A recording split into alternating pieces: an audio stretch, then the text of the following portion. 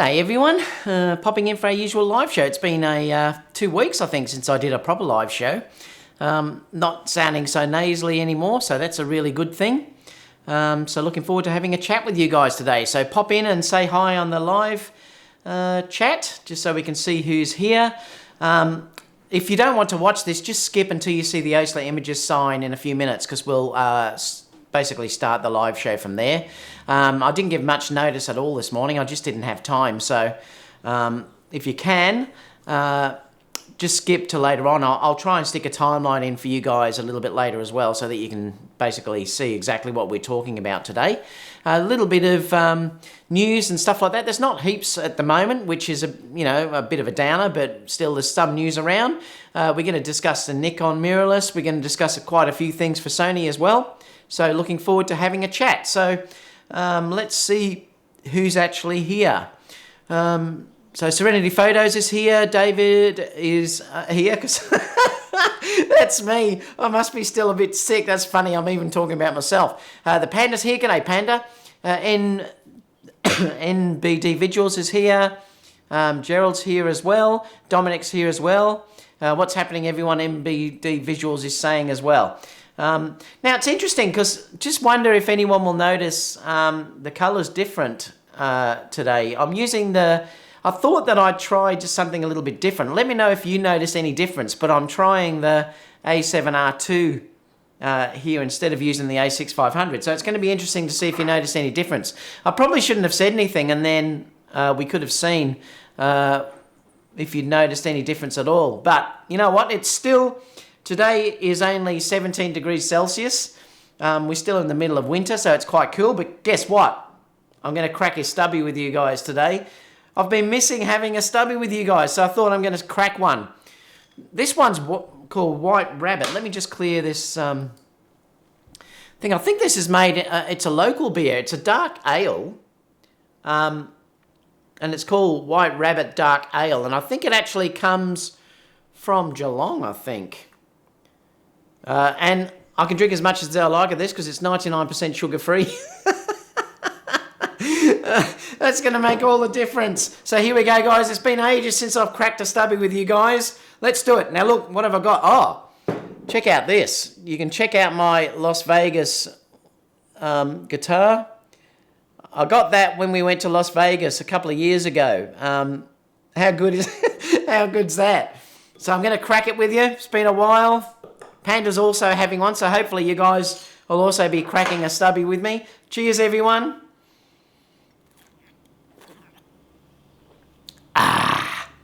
Yeah, I know, it does, Gerald. I agree. It's definitely got a warmer tone, hasn't it? I just noticed that myself looking at it. Now, I did do a white balance. What did I do with that thing? I'll put it down some. Oh, it's up there. Now, the interesting thing is I'm doing it is a calibrated white balance, so it's interesting how both colours, and it shows how much the colour science is changing between these cameras. So it's actually quite interesting, because the earlier one I did normally, and you can check, because just go back to my last live, you'll see the difference if you want to check later on. But they're both calibrated, so I did do a custom white balance using this, which I love. This is a Colour Checker Passport. So I did use that. So it's interesting to see that how different. I'm much warmer on here than I am with the Sony A6500. So that's quite interesting.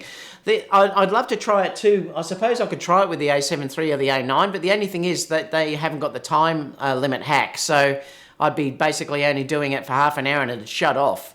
They're not going to be any good for these broadcasts. That's why I love the A7 III and the A6500s, because you can stick that Play Memories hack on there, because these always tend to go for around about an hour. But it's definitely interesting how much warmer I look there. So later on, check it and let me know in the comments down below which one you prefer. I'm just curious.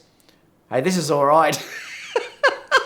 I'll be roaring with you guys again. All right, so let me go back to the chat, because I'm just going to see on who's in here. Just make sure too, guys, if you want questions for later on, as Panda's done there, put at David Oastler. At least it makes it so that I can see it. Dominic's here as well. Having a beer. Well, so am I, Panda. I'm having one with you guys today. Steve Wags here. G'day, Steve. Good to see you in here. Michael's here. G'day, Michael. The colour is different. Yeah, it's definitely warmer. Much warmer. And that's interesting. It might be a bit warm. Let me know what you think anyway. Although it looks different when I look on the monitor up there. I'm calibrated here, and it looks even a bit pinker, but... got to remember too that the A7R3, A7R2 is quite an old camera now, so yeah, they've definitely improved the colour science. I should do it as a test one time, the A7 III, to see what it's like, or the A9. Stephen saying hi, Andrew's saying hi, Ghoul's saying hi, David Ray from Chicago. I'm in an Uber on my way home from work. Woo! Corbin saying g'day. Dave Flint saying newbie. Not sure what B means. Mike says, hi David, how's it going? Cheers. G'day, Mike. Gerald says, maybe you look a little warmer toned. Crack that stubby I have. I'm definitely enjoying it. This is nice. I love the dark ales. Could be the lens too. Don't forget as well that I'm instead of using this lens, which is what I'm normally using, which is the what is it, the 24 1.8.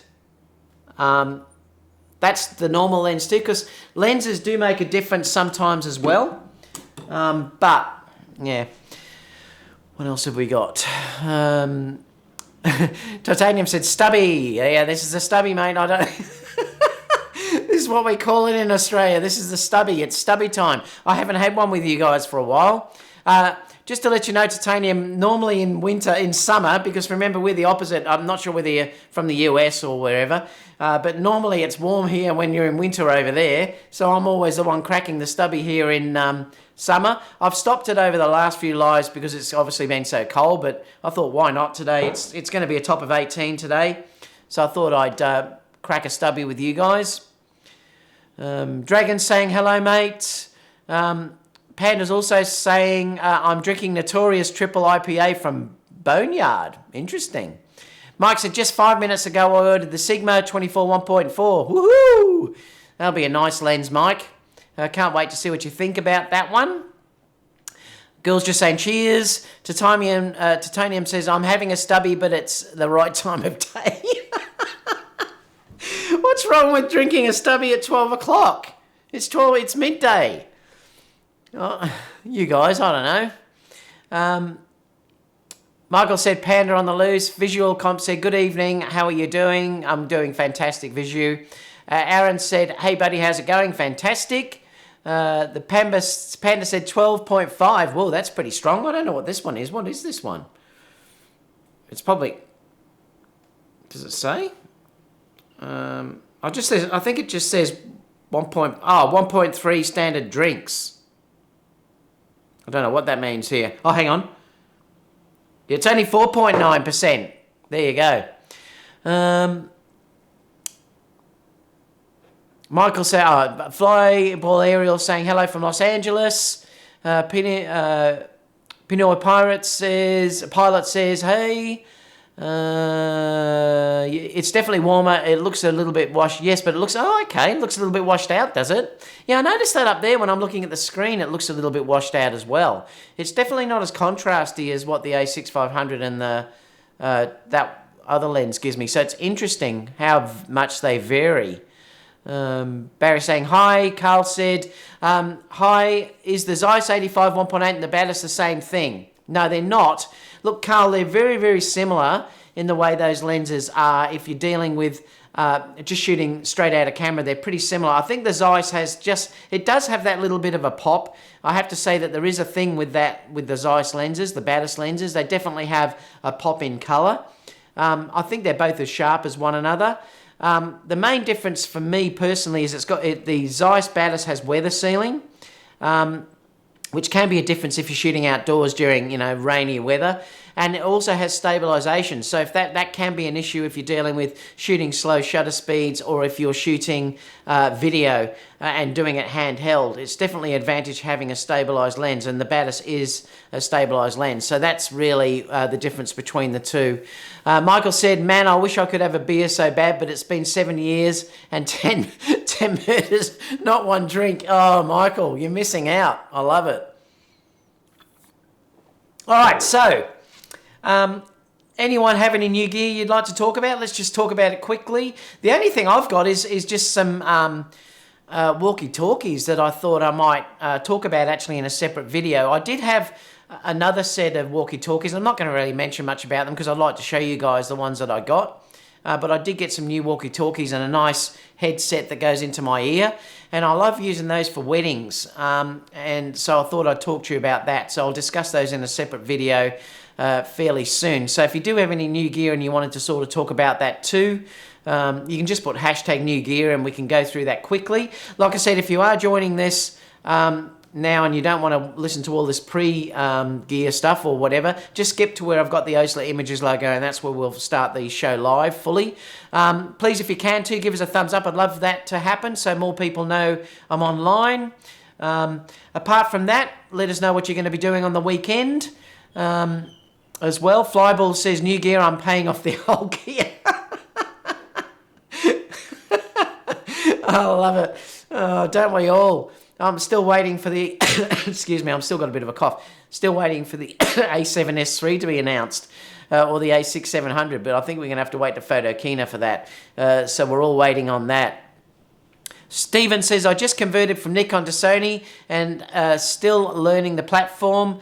Just got the 3. You're going to love that, Stephen. I mean, I honestly think that's the best fusion camera out there in the marketplace at the moment.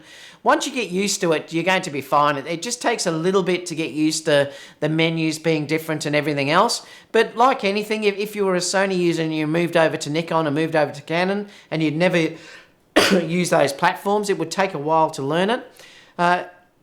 It just becomes second nature. Mike said, new gear 82mm filter. What was that for, Mike? Sounds like a massive lens. Carl said, excuse me. Carl said, what should my first outdoor studio light be for portrait photography? Still using Bunnings LED. Oh, still using that, Carl. Go for something like a Godox. I'm going to actually do a discussion on that this week coming. I've got a whole stack. I found a great site that is going through all the Godox gear, and I thought that I'd talk to you about that. Even though I shoot pro photo so much, I thought that I'd take you all through Godox because pro photo is so expensive that most people aren't going to be able to afford that. So I thought I'd take you through that, Carl. So just wait and I'll discuss that in the coming week, I think. I'm going to go through a whole stack of things that Godox have. So I definitely recommend something like Godox, which are reasonably priced and they have an amazing setup there. But stay tuned for that. That's going to be on shortly. What else have we got? Pinoy said, I hope the new Nikon Mirrorless will pull it off. New gear. Yes, I'm hoping so too. I'm going to discuss that for the first discussion today, actually.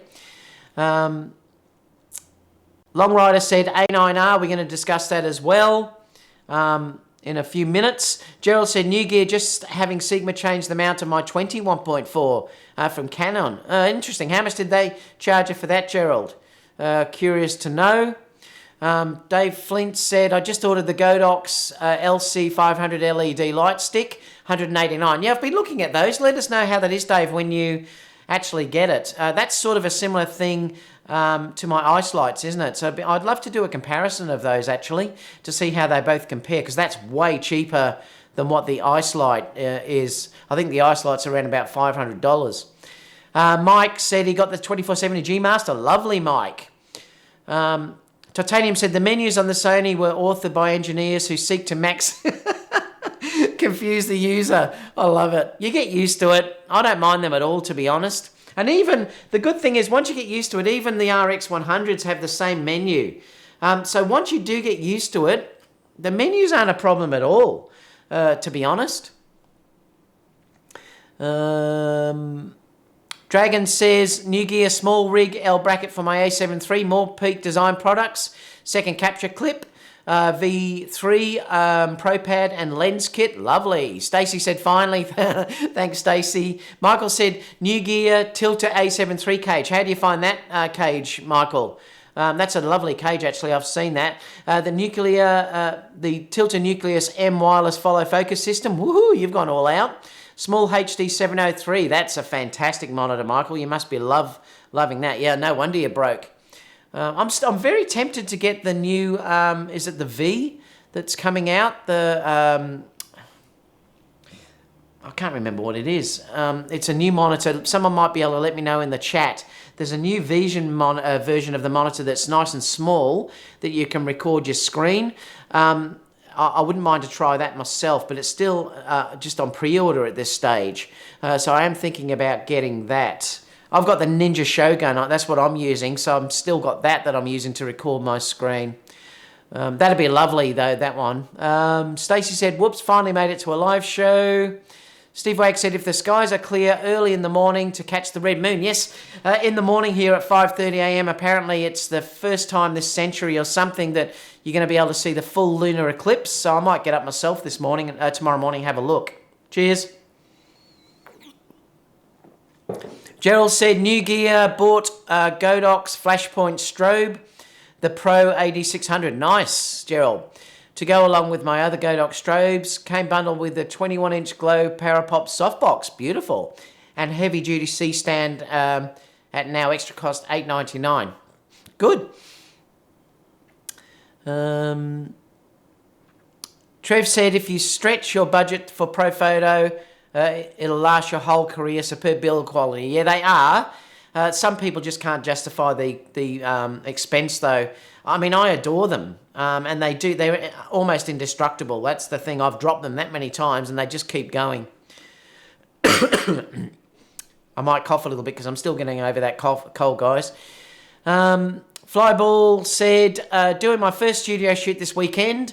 Do you have any tips on how to pose models, like a cheat sheet or some sort until I get known in my head? Check out the last video I just posted, Flyball. I just did a studio shoot, and you'll see a number of poses that I actually did there. I don't have cheat sheets because I just do it off the top of my head. But check that out because you'll see in that I do a number of poses that you might be able to sort of use as a guidance to doing your studio shoot. Peter's just saying hello. Gerald said, new gear, yes, next is the Godos version of the Ice Light, going to get 3 at $189. Yeah, they're way cheaper than the Ice Lights, that's for sure. I just wonder about the quality, though, and how soft the light is. I'd have to test that. Pinoy said, I have the small rig L bracket, and I'm not using it after I scraped the A7 III. Showed up, because of the L bracket. That's interesting. I've got L brackets, but I never use them. I do have them. I don't put them on anymore. I've also got, the whole brackets as well. I used to use that when I did video, but now I'm going just small. And I love just being able to, grab the small camera and use it without having any of the bigger things on there. I can understand Michael doing it, who does an awful lot of video. Look, if you are doing, like a lot of video, it's advantageous to have a bracket system around it, because then you might be putting lights on there and microphones and everything else. Because the worst thing you can do is use these. This is a weak point on any Sony camera, so you shouldn't really be putting anything on there apart from having a wireless flash. Like, it's okay, did I have one here? It's okay to be putting these on there because they're only tiny and they're not going to damage anything. But if you're putting big lights and stuff like that on there, I'm telling you, you're going to break it. It's only a matter of time before that knocks. These are a real weak link, and they will come off. So my advice is, if you're doing video and you want to have external lights on there and microphones and all these other things, then you'd need to get a proper bracket system put onto your camera. Apart from that, I don't use them. I have got them, but because I'm doing Fusion, I never use them.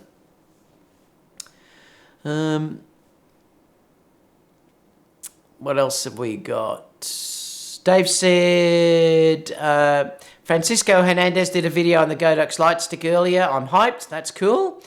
Daniel said, I prefer the Sony menus in some ways because if you need to change something and make a customization, you can. Fuji is similar, but better optimized. I don't have this experience with digital SLRs. And to be honest, I don't really ever use the menus now because I set my custom keys to everything, and then I don't have to change anything. And remember, you've always got the FN menu, which is just fantastic, so that, when you actually turn your FM menu on, you're probably not going to be able to see this, but when you turn that on, you've got everything you need down here anyway. So you very rarely need to ever go in the menus once you've got this set. So that's something that you need to remember about that the Sony menus can be a little bit confusing, yes, but how many times do you actually go into your menu? And don't forget, if you're dealing with the newer cameras, you've also got the My menu as well, which is really good because you can put in there your main things that you do, like formatting, or if you're changing your resolution for video and things like that, they can all be set in the My menu. So really, that's all I ever use now. I very rarely go into the menus itself. I think people saying that the Sony menus suck really just don't use Sony cameras. That's the thing. I don't think they do at all. Could they be better? Yes. I mean, they could give you a better touch interface that might be better. There's always room for improvement, but I think it's way overblown how bad the menus are. Stacey said, would like your observation. I purchased the 16 to 35 f4 and returned it. Wow. I was just not that impressed for 1,350, but everyone told me I should have kept it. I love that lens, Stacey. Perhaps you got a bad version. I use that lens in every wedding. I adore that lens. I mean, perhaps you just might prefer the G Master, but unless you just got a bad version of it. But mine is so sharp. Love that focal range. The focus is really impressive. Great for on a gimbal. Yeah, I'm surprised. Perhaps you just got a bad version. Trevor said the 16 to 35 is a very good lens. I suppose it's possible you had a bad sample. Yeah, and that's what I'm thinking as well. Michael said also you can go to Pinterest to find a ton of different ideas on poses. Yes, you can, Michael. You can download apps too. I'm not sure if I have them on mine, but if you have an iPhone, there are apps that you can download as well. Steve said he just cracked a Guinness. Cheers, Steve. This is sort of like a Guinness. It's a very dark ale. Panda said, I drink beer at 12 p.m. all the time when I have the money. Studio Vienna said, hello there. Is there a new software for focus stacking for their A7 III and A7 IIIR, which works great? I don't know. I've never done it, Studio. Someone in the chat may be able to tell me. I'm not sure if there is because I just don't ever do that type of work. It's not what I specialise in. All right, guys, we're going to go on to the news. Just as a quick one, don't forget to join my Facebook group. You can see here photography, videography skill. Look at that picture I posted this week. Last week's winner was put on there by saying, show us your best example of where you live. And how beautiful is that? I mean, how cold is that? We just never get that here. So let me know in the comments down below if you have joined. If you're going to join, I'd love you to. Like I said, the link is down below, so if you do want to join it, you can join it from there as well. It might not be in yet. If it's not, I'll post it. But please join us in there because this site is for you guys. And basically, I put a weekly task in there. This week's weekly task is to submit your best images lit by flash or strobe. And we'll have stacks of people that are submitting images in here. There's, I think, around 40 or 50 now have submitted their work in here. And again, the winner will be chosen, and I'll stick that in the group photo up above, so you get something for it if it's actually chosen. But please join us there. I encourage you to. Unlike a lot of sites, there's no restrictions. You can share your YouTube feeds, your Facebook pages, your Instagram, everything. So yeah, please join us there. I'd love you to actually join us in that group. Apart from that, guys, let's go on to latest news because we're going to go through this now. I'm just going to bring up the Oastler images sign just so people can skip to that if they need to.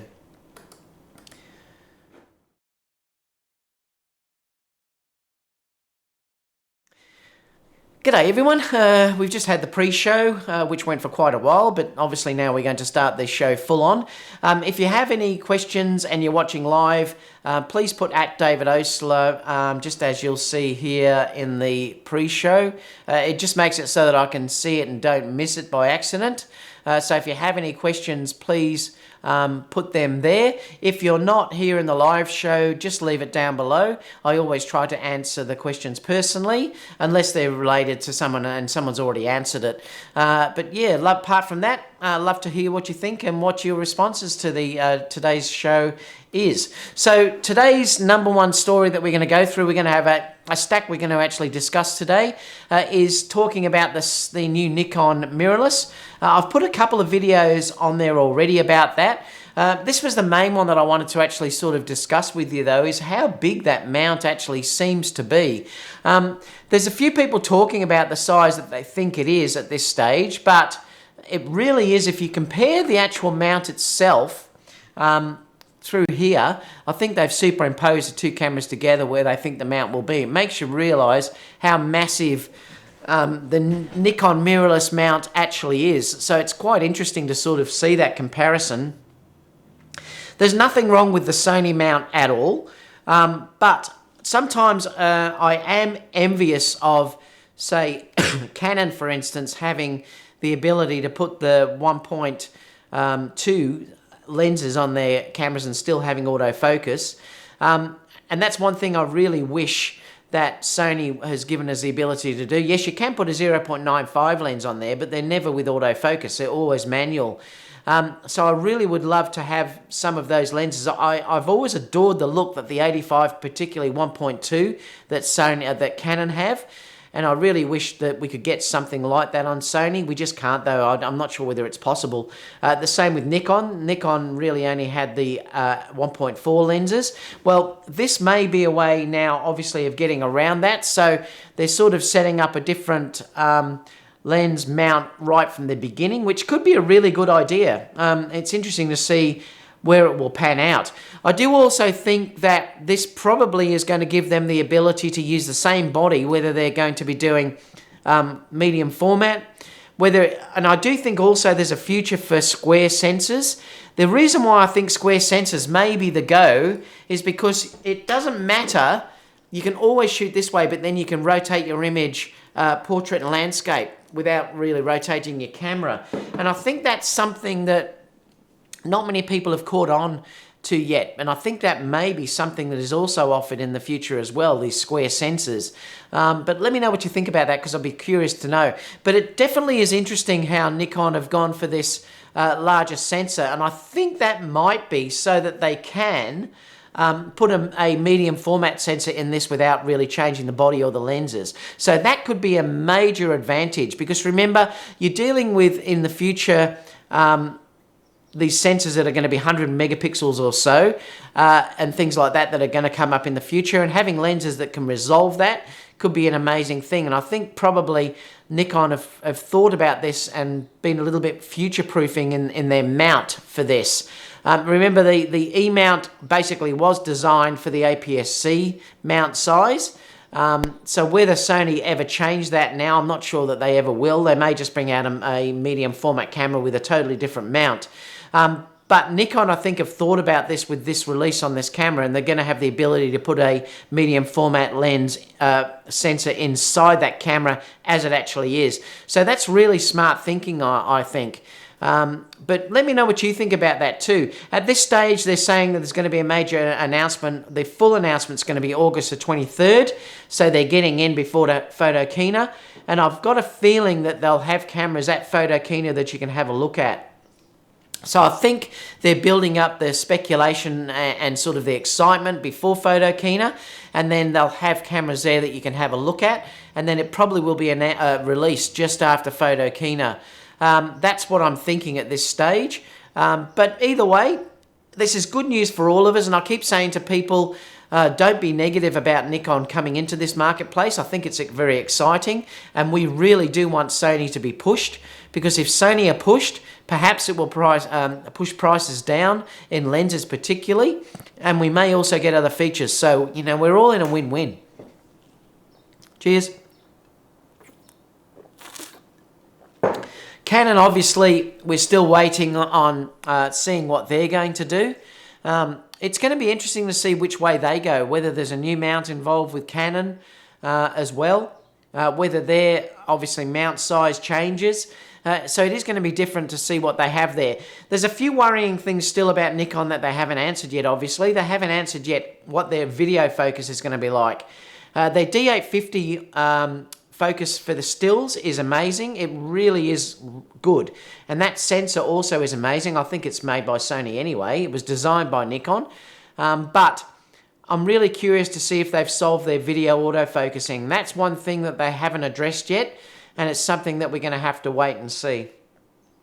Clearly, if you're looking at the videos that have been released with the Nikon, everything is pointing towards this being a low light beast, because everything has been done in low light. So that's another thing as well.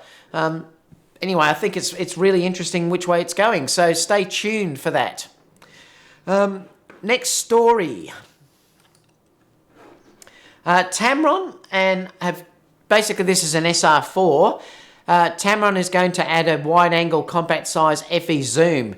Going to be announced in late 2018. Let me know what you think this is going to be. I'm just curious to know what you think this is going to be. Obviously, the 2875 now has been, everything has been solved with those autofocus problems that they had. Obviously, I never had problems when I had the lens that I borrowed. I must have had a good version that didn't have any of those issues. But they clearly have solved any of those autofocusing issues now through the firmware update. And I'd say if you're now buying any lens now, it will obviously have that update built in.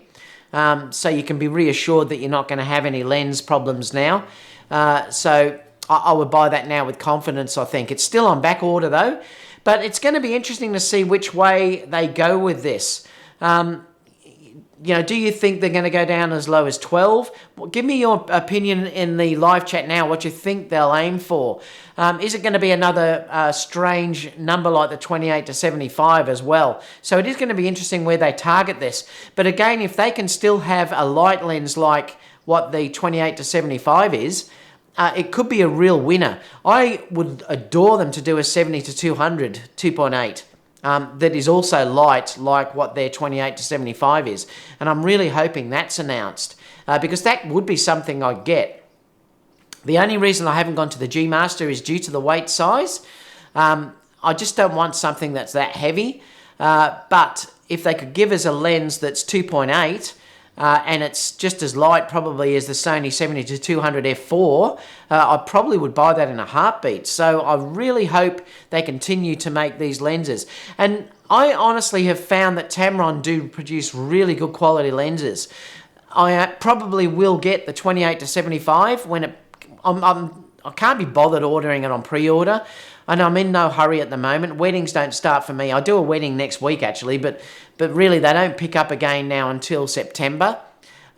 So I'm not in any hurry at the moment to get a new lens. I would like to get the 28 to 75 to stick on a gimbal. That's where I want it for, because I'd love to have that focal range that I can just zoom in. The one I did with Kiara at the Werribee Manor, if you scroll back down, was shot with that 28 to 75 on the Moser Aircross.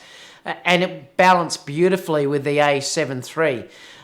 So that's a great combo sitting on a small gimbal. I mean, if you can use like that 28 to 75 and you can stick it on something like this Moser Aircross, which, is not a big gimbal, and this took that weight of the A7 III plus the Tamron lens on it beautifully. If you can do that and not have to lug around, the Rowan S or the Crane 2, it's a real advantage for me shooting Fusion. Remember, I'm holding two cameras at the same time. So being able to do that and have that zoom range and also be able to shoot 2.8 was fantastic. And that only weighs 660 grams, so it's so light. That's why there's no way I'd be buying the 24 to 70 now. Personally, G Master lens, I'd be buying the 28 to 75 Tamron. And then you've got enough money left to buy another prime if you wanted to, a wider angle prime or something like that. Or, that's the way that I go. But anyway, there's talk now that they're going to offer another wide angle lens coming up shortly. They're not even sort of hinting what it will be at this stage. But they're saying sometime it's going to be announced sometime this year, and obviously it's probably not going to be able to be purchased this year because it will be in short supply like what the 28 to 75 is. But let me know what you think about that too. I'll be really curious. Next story. I saw this on Sony Alpha Rumors this morning, and I just thought, wow, do you really think, is an A9R needed? And I'd love your opinion on this, and you can talk about it in the live chat, because I'd be really curious to know whether you think an A9R is needed. And they're saying something like in here that due to the fact that the Nikon is coming out with a new camera, do you think Sony will answer it with something like the A9R? Now, the reason why I say this is because Nikon, I believe, are going to offer the high megapixel version first. That's what everyone is saying in these rumor sites. So they're all saying that the high megapixel version is going to be announced first, and then after that, the 24 megapixel one will be announced. So do you think Sony needs to answer Nikon with a new A9R or something like that? Or do you think it will be enough to release the A7S III? Because we don't know yet. Obviously, the A7S III is going to be the next camera that's announced. But do you think there's a possibility that this could be announced to sort of combat anything that Nikon or Canon could actually announce? They're saying in here that things could be a 60 megapixel sensor, slightly bigger body for improved handling. Bigger body allows better heat dissipation, faster hardware, improved button layout. Other minor improvements could be dual QXD cards. Clearly, if they are going to have something like an A9R that has 60 frames per second, 60 megapixel file sizes, they're going to have a faster system for their cards, and they may have to go down that QXD cards to enable a buffer to clear quickly enough. I used to have that with the D4S, and the problem was they were so expensive. I'm happy they're staying with the normal SD cards. Perhaps they could just put the same faster SD cards and put dual ones in there, but even then it may not be fast enough, so they might have to go for QXD cards. So that might be what they have to do if they're dealing with an A9R, a new A9R. What else are they saying in these specs that they think could be on silent mode? Top screen LCD. I mean, these are all things that people are saying on their wish list, obviously. Fold out screen. I mean, that's just not going to happen. I mean, there's no way known they're going to give us all of that sort of stuff in a camera like that. But do you actually think this is needed? And open it up in the chat, because when I come back to questions, I will discuss this with you. I don't think it's needed at this stage, because I honestly think that the A7R3 is perfectly acceptable at this stage. And I just don't believe that the new Nikon camera is going to be any better than that camera.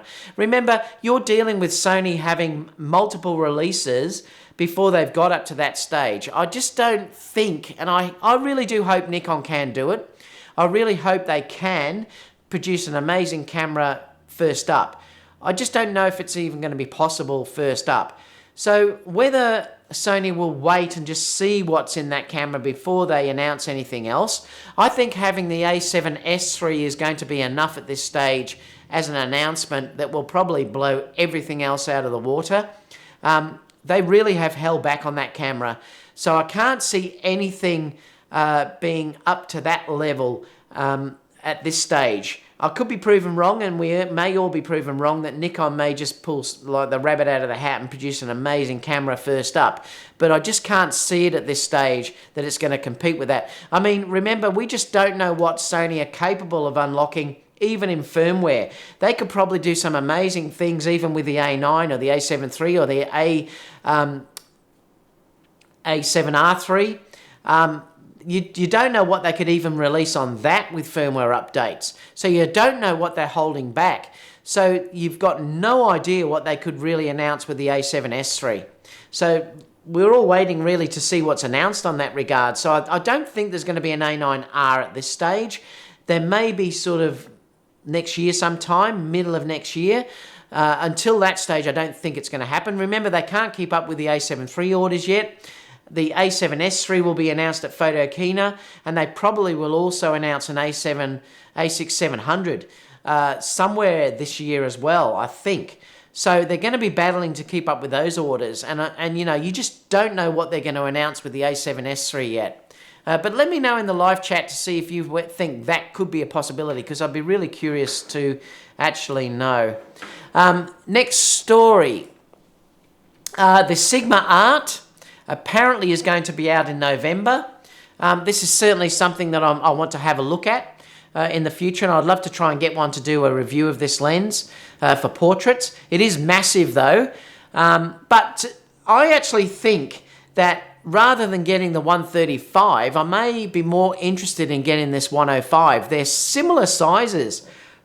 If you look at the sizes of the lenses, they're very similar in sizes. The 105 is not that much bigger. So I just have to check how the bokeh is and everything to just see how this one compares to the other. I'd love to do a comparison between the two.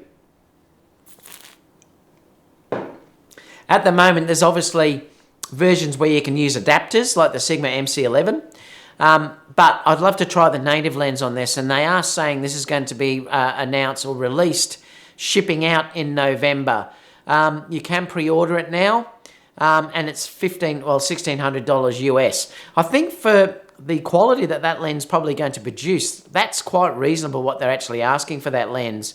And this is where it's going to be interesting to see where Sony end up putting all of their lenses. If Sony bring out a 135mm lens, where are they going to price that lens? And this is what I'd be really interested to see. How will that compare to, say, what Sigma are doing?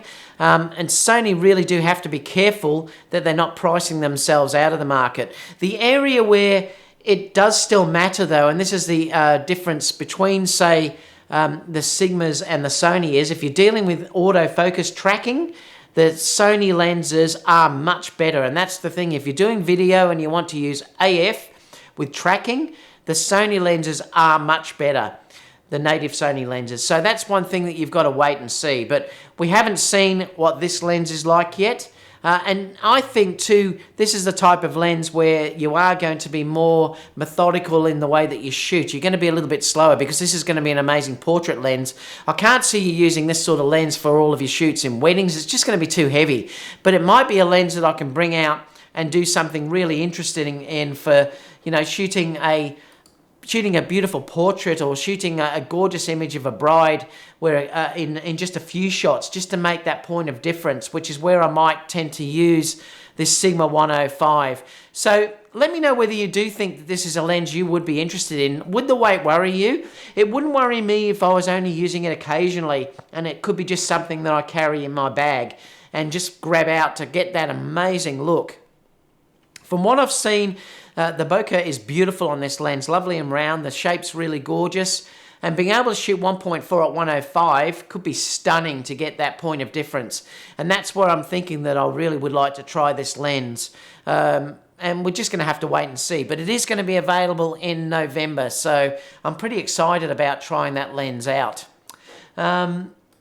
Next story, which is the last one before we open it up to questions for everyone. I noticed that Sony announced this 48 megapixel sensor. It's crazy where you're going now with megapixels on phone sensors. It really is amazing. And you're dealing with being able to crop ridiculous amounts of imaging. You can see here, basically, this one's 12 megapixel. This one here is 48. You can see how sharp the actual image is. And we've been cropping from this part here to just there. Obviously, depth of field is still going to be an issue because you just can't get the depth of field through phone sensors, but it's just interesting to see where this technology is going to go in the future. And when you're dealing with having 48 megapixel sensors in a phone is pretty incredible. And once again, Sony are leading this. This sensor division really just kicks so many goals, and they really are a great aspect for Sony, and it's really good overall for the whole of Sony, because obviously the more successful Sony is as a whole company, the better off Sony will be. So it's just a great thing. So anyway, that's coming. It'll be obviously in future phones. I think they're saying it'll be out late this year, so I don't think it will make it into the next iPhone. It may, but interesting anyway. So that's the last news story. There wasn't much around at all this week. So what I'm going to do now is open it up to questions. So if you do have any questions, please put at David Oastler. It just makes me see it. Otherwise, I may miss it. I may miss it. Let me come down and we'll have a look at, see what people are asking. We've answered all the other stuff a little bit earlier. Studio 96 said, is there any software for focus stacking? And I'm interested to see if anyone has said that in here. I don't do focus stacking at all, so I can't answer that, but some others may be able to answer. Carl says, will Sony even release an a7S III? They don't really need to, with the a7 III being more than good enough for video. And you know what, Carl, I do agree with you in one aspect, that the a7 III and the a9 and even the a7R III are outstanding for video. More than good enough, probably, for what you ever need. And really, I could just buy another a7 III, for instance, and have that as my second video camera, and I'd be quite happy with that. Still having said that though, if an a7S III is announced, I'll be buying it probably in a heartbeat. There's things that need addressing.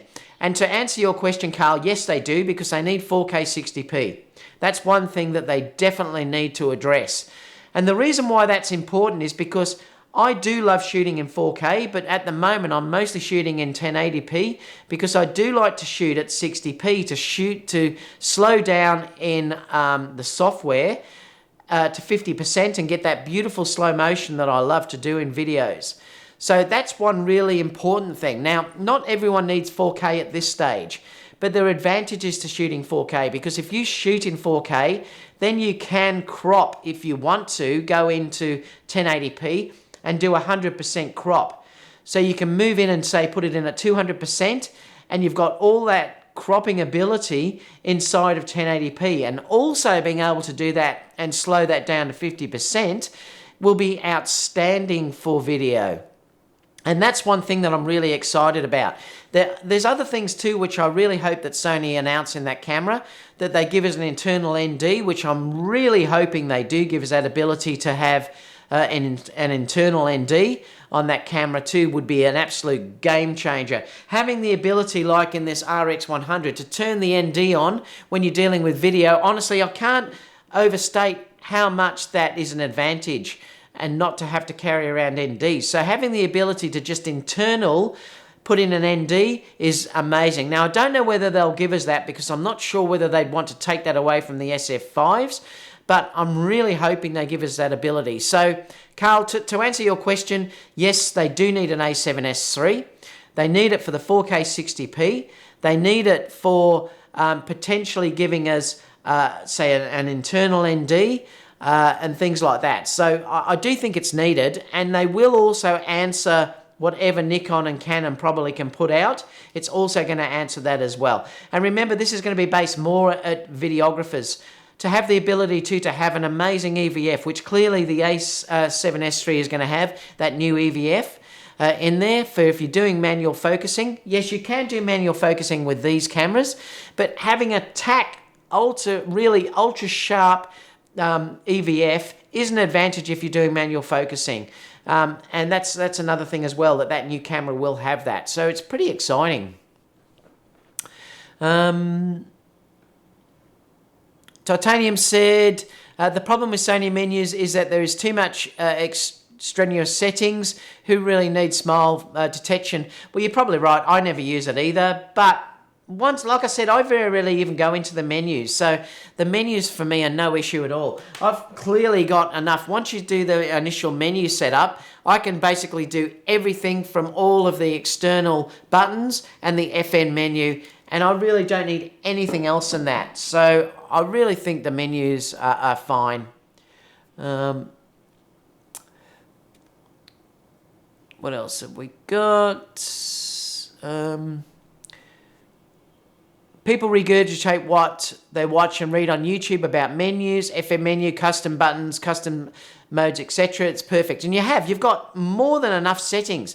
And like I said, I very rarely ever go into the menus anymore.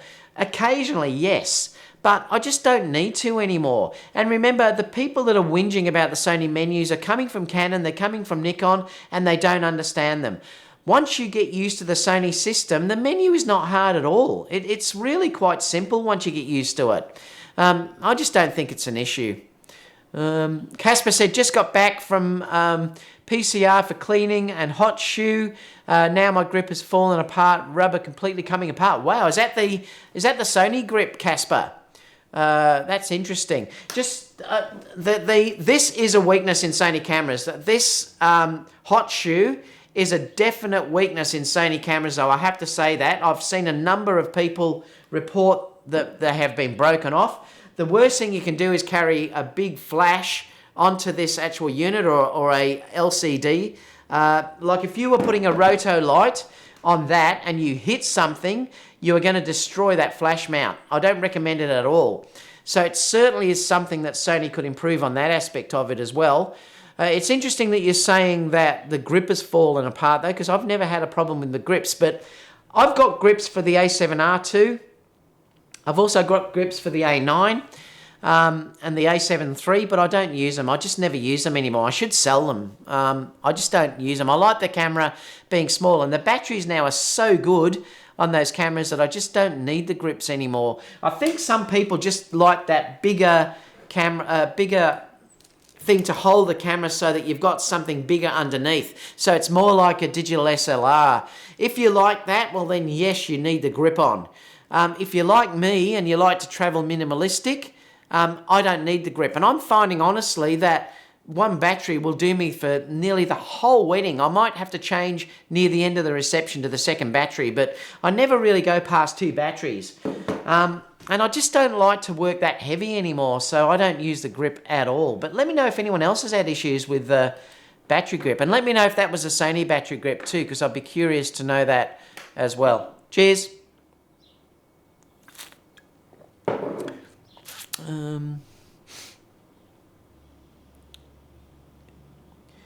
What else have we got here?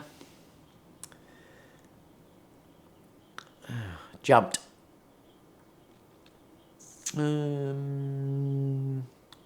Well, jumped right to the end for some reason. Where were we? Can't find where I was now.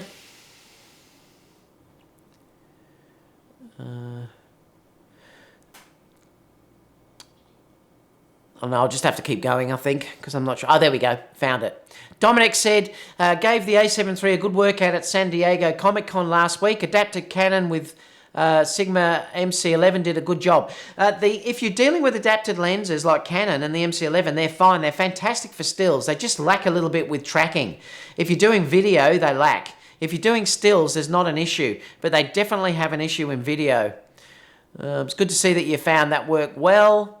Elric said, I don't like using the Sony menu when using a gimbal, no touchscreen, a maze of pages. Like I said, I really don't have to use it though, Elric. I very rarely go into that menu at all. Panda said, hit that thumbs up, people. Thank you, Panda. Michael said, Casper's in the house. Flyball said, joined last week. Peter said, I finally got myself a deep parabolic diffuser. Lovely.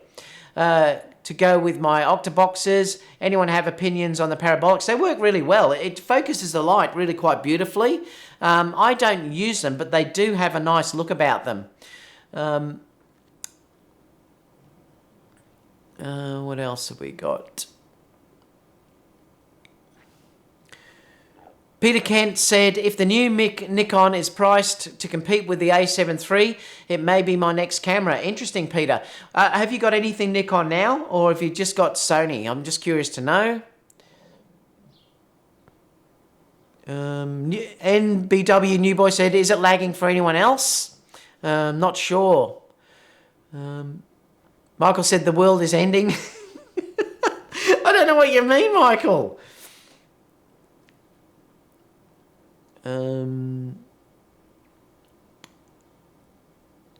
Richard's just saying hi. Jim said hi from Minnesota. What else have we got? New Boy said, I changed it to 480p. My internet must be acting up. Dave Flint said, Canon 85 1.4 IS blows the doors of my of Mr. Softy 85 1.2. So you like the 85 1.4, do you? That's interesting that you said that, Dave. I've just always had a thing about that 1.285. The Panda said, it will be funny if Nikon lied to everyone and just release a mirrorless medium format camera. Yeah, they could, but I don't think so. I think they really... Remember, medium format is not for the average consumer, and this is what people have to understand. It's a very slow format. And that's the thing with that. Yes, there are advantages because the shutter sync speed obviously can go way up on, say, dealing with your normal shutter speed for full frame. But that's about the only real advantage, and resolution is another one. But it's very slow. You can only shoot 1 to 2 frames at a time. It's definitely not for moving fast in things like weddings, for doing your normal portrait shoots. Medium format is fantastic in studio. I used to actually shoot medium format when I used to do fashion years ago.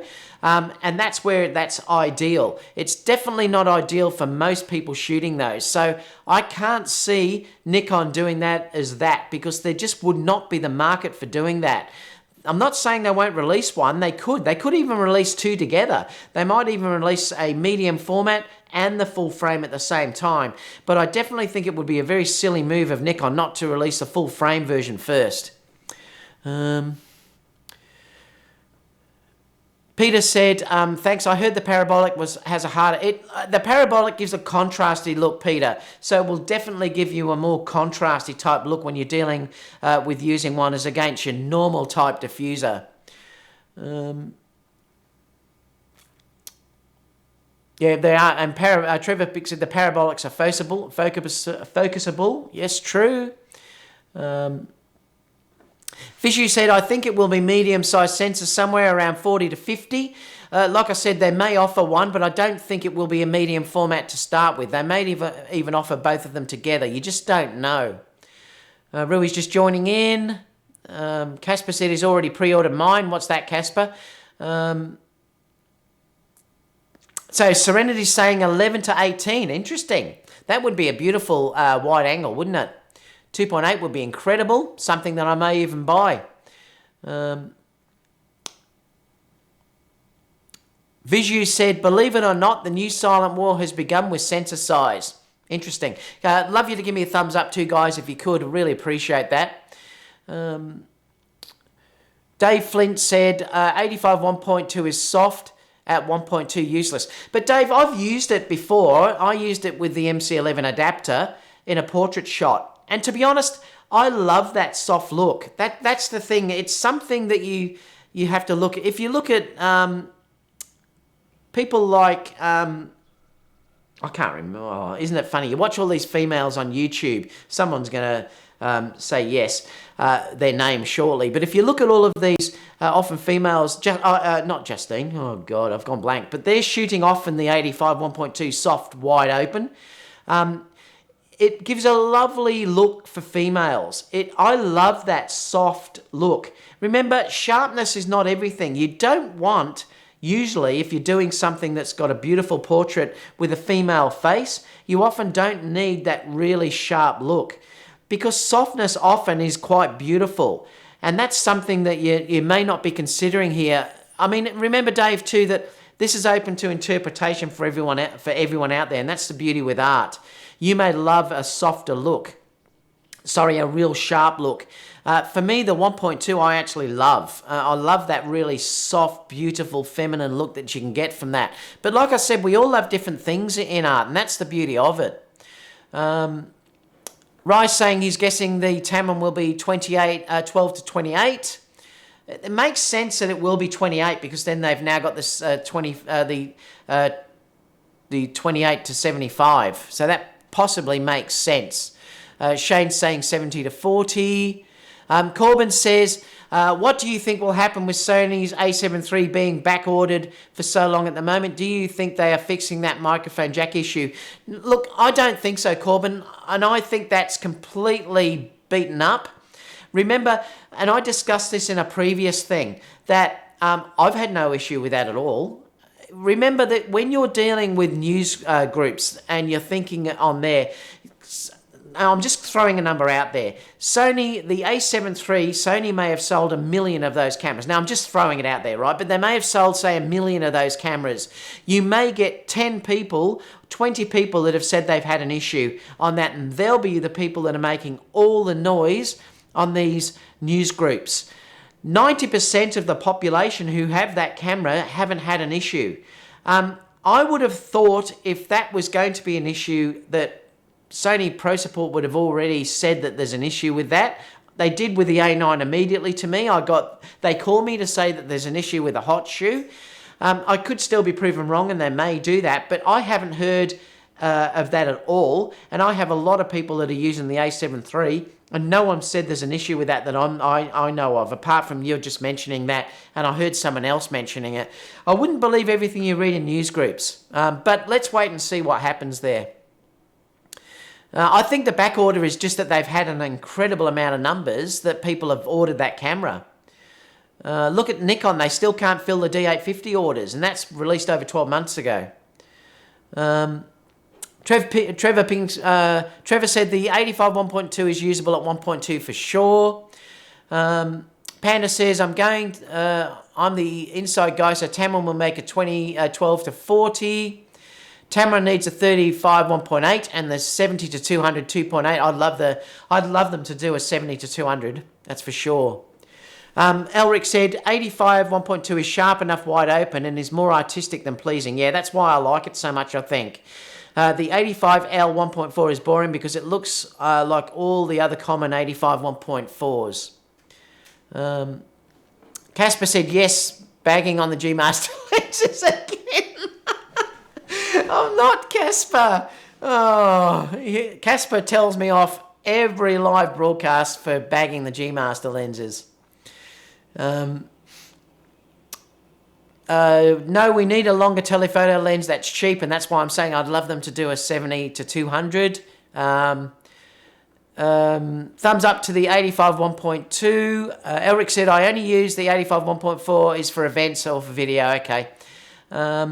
Peter said, I think the wide zoom Tamron would have to come 35mm, so maybe 20 to 35. I think they'll do it wider than that, Peter. Though I think they'd have to go wider than that. Panda said, so who's buying me the Tamron for my birthday, August the 10th?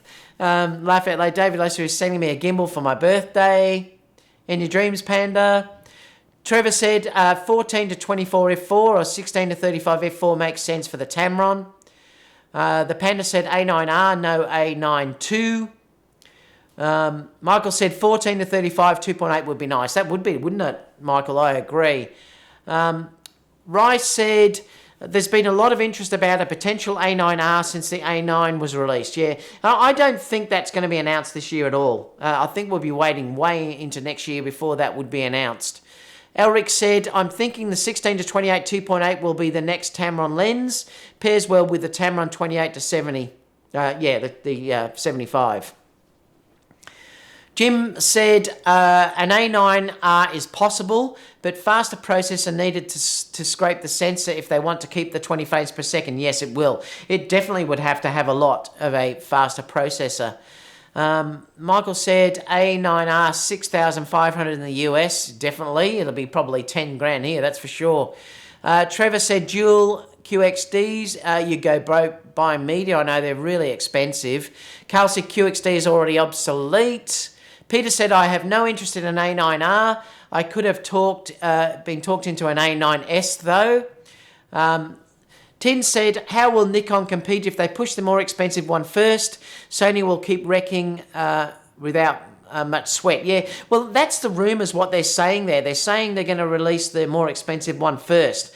They may not. I mean, that's only what they're saying in the rumour sites at this stage. I am surprised because I really thought that they would have announced a 24 megapixel first to compete with the A7 III.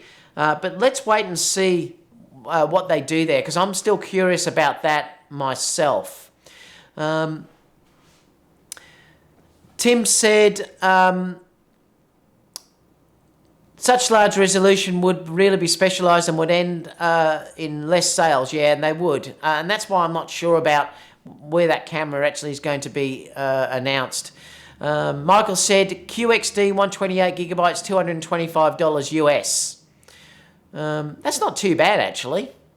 Tinop said, true, I don't think Nikon is after Sony. They just need to put heat on Canon. Remember, I think all they're worried about here, and this is the thing with Nikon and Canon, I really think all they're worried about is stopping the shift over to Sony. They really have to do something to stop that migration. If they didn't do anything, they're going to potentially lose people. And that's what I think the main thing here is. They're not really going to go after Sony shooters to shift back over, because clearly that's not really going to happen. There's no way I would move over from all of my Sony gear to Nikon when it's something similar. And I don't think there's any way that Nikon are going to pull the rabbit out of the hat and give us something that's going to beat Sony off the bat. They just can't do that, I don't believe. There's still a lot that's got to be answered yet. And I've also invested a lot in glass and everything else. So there's no reason that I'm going to move over. I may do in the future if Nikon do something absolutely incredible, just like I might do if Canon do something absolutely incredible. But I wouldn't be in any hurry to do it.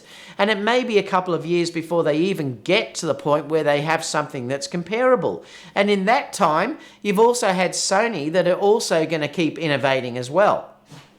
This is why I'm saying to you, competition is amazing, because there's no way Sony are going to sit down and do nothing about these releases either. They're going to give us something that's going to blow everyone out of the water probably. So again, we're all in a win-win situation. So I don't think Nikon are after Sony users at all. I think they're just trying to stop everyone from jumping over. They had to do something.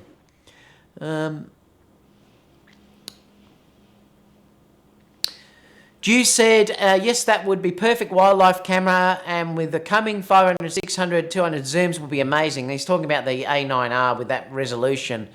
Roy's saying hello from Los Angeles. Panda said, you're right, Sony has unlockable firmware to upgrade software and current hardware. This is unique about Sony's firmware, and they could. You just don't know what Sony could unlock if they wanted to. They just haven't yet. In the future, they may. Dave said, no way is the Canon 85 1.2 is even close in quality to the Canon 85 1.2. I've seen the results from both.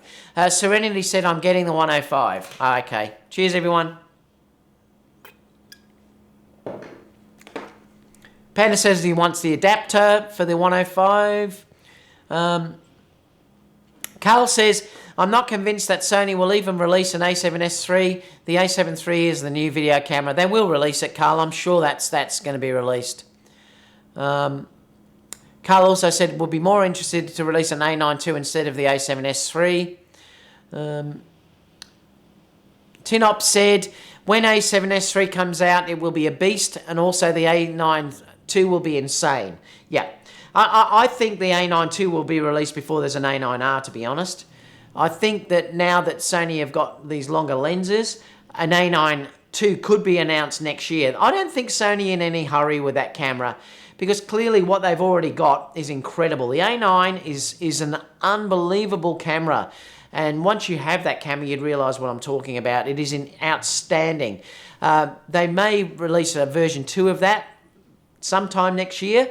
The a7S III is definitely the next camera that's going to be coming out. They need to have a video camera that is the ultimate video camera, and that's what that's going to be. Gerald said, Photo Kino will be amazing and groundbreaking for Sony, Nikon and Canon. Jason Lanya has a video about the Sigma Art 105 and 1.4 shot in Africa, and he loves it. Yeah, I haven't watched that video yet. Panda says, it wouldn't worry me if swapping places with David Oastler. Michael said, Jason Lanya just did a video of 105 and he was raving about it. Yep. Like I said, I haven't watched that video yet. Elric said, Dave Flint, the two lenses have totally different looks wide open. It's personal preference. And that's why I'm saying it's a personal preference thing. I love that really soft look. That's why I'd love that 1.2 lens. I've even thought about buying the Canon 1.2 and sticking it with the MC11 adapter. Just to play around with that lens, and I have thought about that a number of times. Gerald said, Michael said, center, Sony. Gerald said, Jason didn't wait for the E-mount version. He bought the Canon version. Yep. And found it was so heavy he started to separate the MC11 adapter. It started to separate the MC11 adapter. Wow. So he switched to the Metabones he bought himself. Oh, okay. Wow, that's interesting. Look, that would be an incredibly heavy lens. Yeah, and that's why I would only get the Sony mount, because if you're starting to add adapters onto it too, it's probably not a good thing. Francisco said Fuji. I should go like this. Fuji. Panda says Panda might go back to Fuji now. Peter said Sony, Nikon, Fuji, Panasonic, Canon, Olympus, Pentax. Michael said, David, stop fooling yourself. If they drop the A7S III, you'll be calling your camera sales rep before you finish. I will, I'm telling you. As soon as that's announced, I'm pre-ordering it. I know I will. I'm dying to get that camera, especially because I do so much video now. I will be, Michael. Trust me, I'll be getting that camera. Unless there's something really disappointing about it, where I'll buy another A7 III, but I'm pretty sure I'll be buying the A7S III, I can tell you now. G said, would you like the Sony A5-200? No, I've never had a need for it. I've got the A6-500 and the A6-300, and I'm happy with those, G. I love them, actually. The Panda said, for focus stacking, Photoshop and Lightroom, but Nick Collection does it well. I've never done it, so I wouldn't know.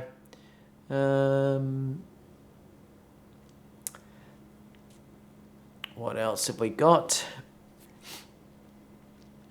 Casper said the new Nikon will have Sony sensor and new EVF from Sony. Yep, they probably will. It's probably going to be like the D850. It'll be designed by Nikon and made by Sony, I would think. Michael said, Casper, the name will be SonyCon. I love it. That's funny. Nice Sony, Michael's also said. Oh, the rubber grip on the A9 body. Oh, okay, so he had problems with that grip. Interesting. Aaron said, I'm making a video right now. Focus stacking should be up in a few days. There you go. So you could look at that, what Aaron's doing.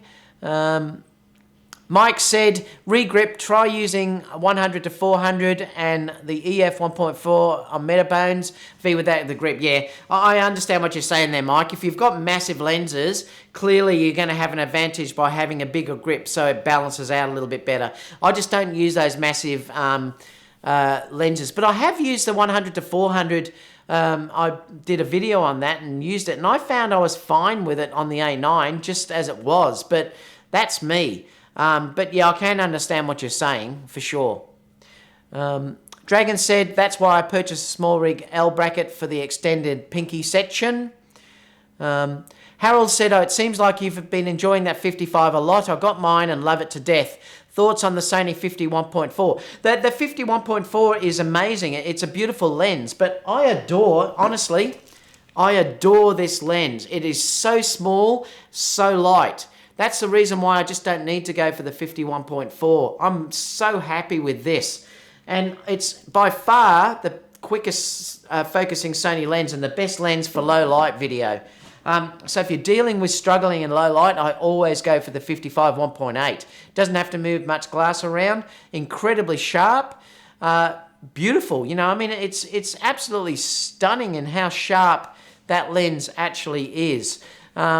Let me just open up a thing and I'll just show you how sharp that lens actually is. So bear with me while Lightroom opens, because I can blow the image up and you can have a look. Oh, I've just opened up the wrong Lightroom, didn't I? I always do that. I open up the wrong Lightroom. I've got the older version of Lightroom, the new version of Lightroom. So let me open up this and I'll show you, once I can get this open, how good this lens actually is. And I've also been shooting quite a bit with JPEGs and finding how sharp they actually are. They're just outstanding. But let me just come down here. Let me go to here. Bear with me while I find this, because I'd love to open it up for you.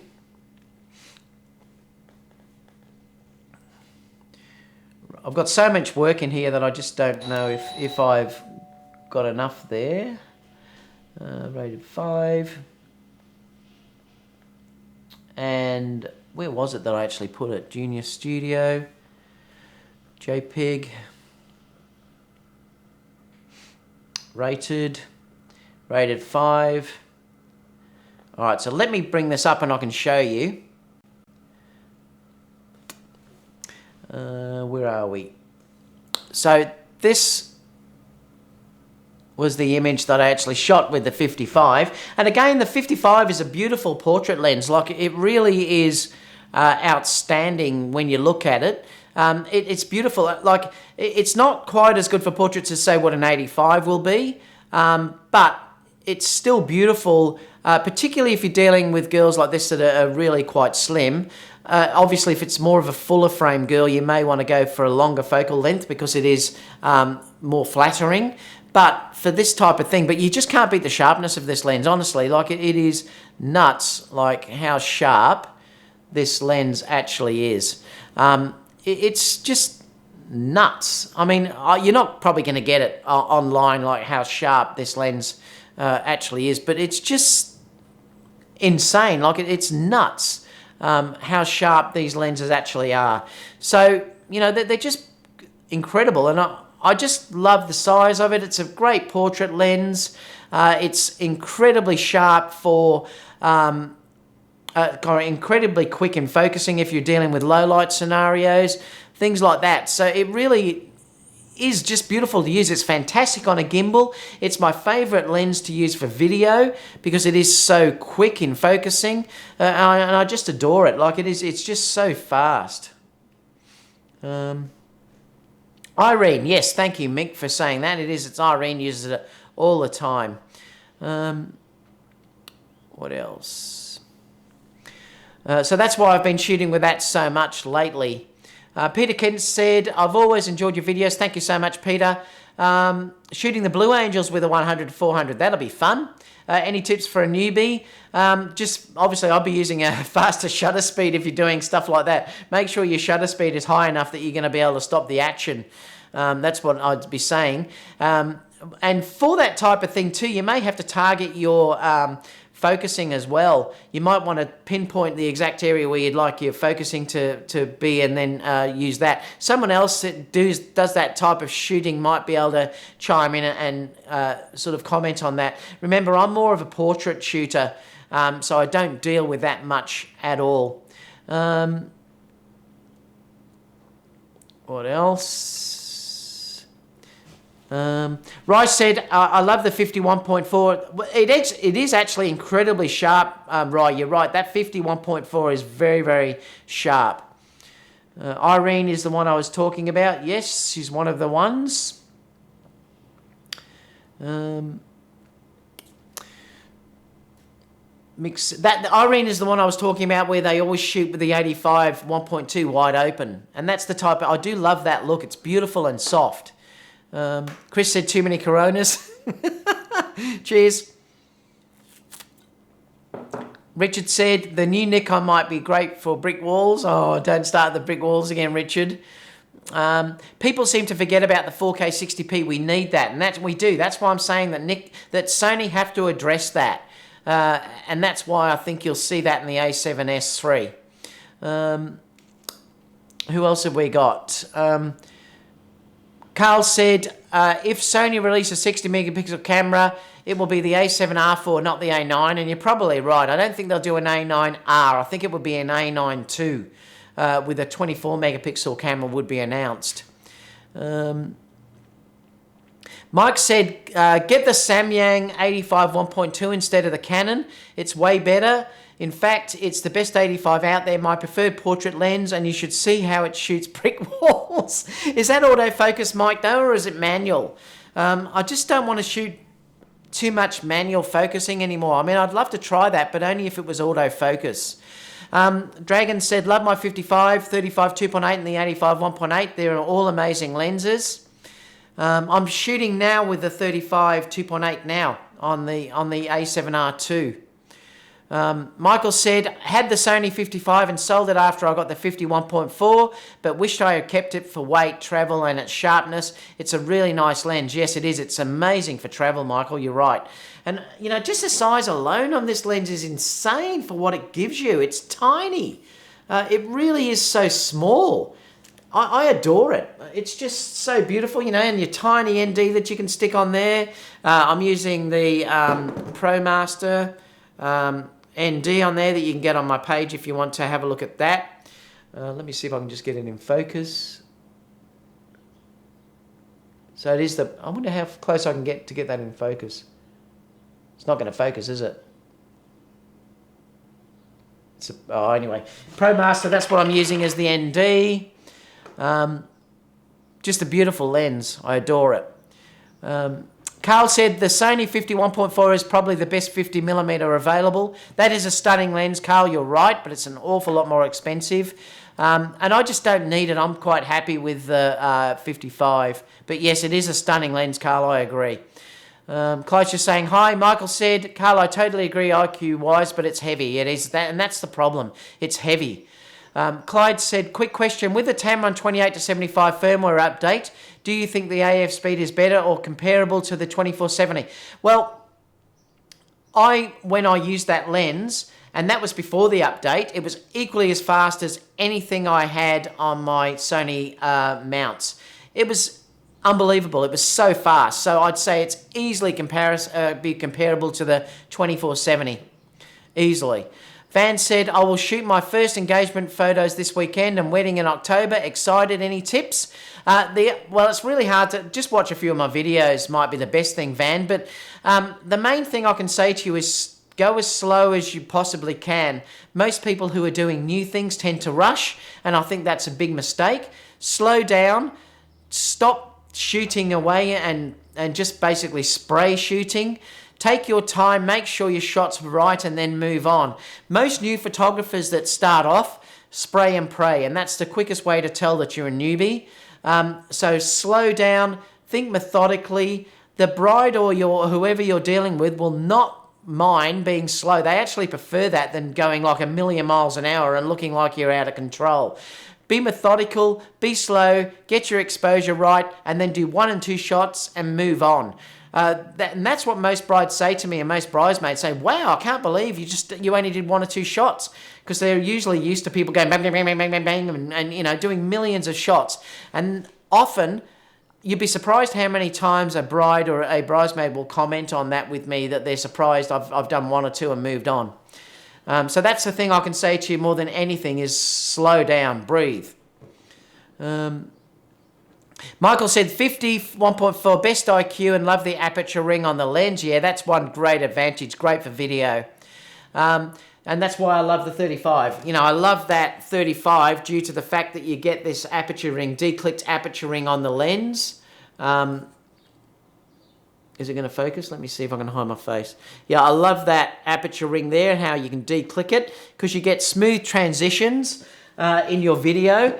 And that is stunning. If you're going, say, and walking from a church outside and being able to just quickly rack your aperture and without having it stepping is a great feature. That's why I buy that lens over the 35, the other 35 lens, the Sigmas and all that alone, just to have that declickable aperture. How long have we been going anyway? 1 hour 23. Well, people are going to hate me again. Mike said the Sammy 185 is manual, but with that shallow depth of field, the eye model just pops into focus. Okay. And the ring is so smooth, Zeiss-like. Thanks, Mike. JD Ryder said, just curious, do you use clear image zoom much? I do, yes, when I'm shooting video, JD, and it's fine. I'll use that all the time when I'm doing video. Serenity said, I picked up the 24-104 over the Tamron. That's a great lens. There's nothing wrong with that focal range either. That's a great lens, a 24-105. Jody Ryder said, if so, why? Well, the reason why is just so you can have that extra zoom. That's the reason why I'll use it. It just gives you more flexibility, and there's no real loss of quality with that either. It's quite good to use, and I do use it often when I'm shooting video. Clyde said, David, you're the best, thank you. No worries, Clyde. Glad I helped. What else? Michael said, David, 1,200 pictures, 12,000 pictures per wedding. Laugh out loud, I got every shot. I average about 800 to 1,000 max. That's what I'm averaging per wedding. Van said, thank you so much, appreciate it. Panda said, cheers. Carl said, without the Play Memories app, how do you get a photo from your A7 III to your phone quickly for uploading to social media? I don't do it, Carl, to be honest. I never upload quickly. I always just do it later on. So it's something that I don't do. Oh, thank you so much, Michael. Really appreciate that. Often what I will do, though, is I'll just take a picture of the back of the screen. You know, I mean, I will just sort of grab on the actual screen itself and, you know, I'll just take a picture and do it from that, you know, and I'll actually take a photo of that with a phone and then just post it up like that and do it as a sneak peek. I don't really share much with apps online. I just don't tend to have the time and just don't really do it. So if I'm going to share an image online like that, I'll just take a picture of the back of the screen, and that's often good enough. Thank you so much, Michael. Really appreciate the donation. Love that. Really appreciate it so much. The Panda says, before we go in, any last questions, guys, post them because I'll be heading out in a minute, go and get some lunch. The Panda Photographer said, love my 18-35 and my Tamron 90mm. That's all I need now because the Sigma 18-35. Love those flexible focal lengths and the aperture on 1.8. Yeah, the 18-35 is a great video lens. I know a lot of videographers use that lens as well, Panda. They adore that lens, actually. Mick said, Ryder, with clear image zoom, you have to be in JPEG mode only, not shoot RAW. Yeah, I never use it for photos there, Mick. I only ever use it in video. I don't shoot JPEG. I'm always shooting RAW. But I do now sometimes, I shoot JPEG and RAW. And sometimes now I'm finding the RAW is that good on the A7 III and the A9 that I'll just use the JPEG images. The one I showed you before was just done from JPEG. Richard said, when you're doing the review on the Sigma lens, I don't know. You know, Richard, I had that meeting with that guy and I still haven't heard back from them. So I'm hoping that I hear from them because I just don't want to be bothering them. But I just wish we did have a system like the US where I could just hire these lenses or get them from, say, B&H and then do reviews. It's a bit harder here down in Australia, so I'm still hoping that they contact me again to say that I can review some of these lenses. I'm still just waiting, so I'm hoping it happens, Richard. I really do. Mike said you can upload pictures from the A7 III to your Play Memories on your phone directly via Bluetooth, and from there your social media. I do it all the time and it works perfectly. Thanks, Mike, for sharing that. All right, guys, we've been going nearly an hour and a half. I'm going to call it a day. Any questions, leave it down below. Stay tuned for some other videos this week coming up. Apart from that, I'll see you all again soon for the next video, guys. So thanks for tuning in. It's been 1.5 hours. It's been a long one, but I'll see you all again soon for the next video. Bye for now, guys. Talk soon.